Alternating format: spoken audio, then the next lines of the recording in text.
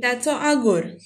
मीठ मीठ मीठ जाय गो अशें आमच्या भुरगेपणांत आयकिल्लें म्हाका याद जाता. मीठ काडप हो गोंयकाराचो पारंपारीक वावर. सगळो आगोर नितळ करून मेरो घालतात. दैऱ्याचें खारें उदक आगारांत घेवन खोर वोतांत मीठ पिकयतात. उपरांत साळणें घेवन ओडटात आनी पावणेन वयर काडटात. मेरो वयर धवे धवे मिठाचो दोंगर पळोवन जीव धादोशी जाता. गांवठी मीठ जिवाक बरें तशेंच काजू, आंबे, माड आनी पणसाच्या झाडां. मेरे वयलें मीठ पाटयेंत भरून गांवांनी विकूंक व्हरतात.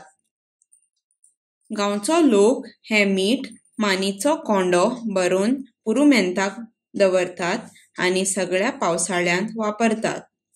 हो आमचो पारंपारीक मिठाचो धंदो आगरवाडा, पेरने आनी बार्देश मिठकारांनी सांबाळला.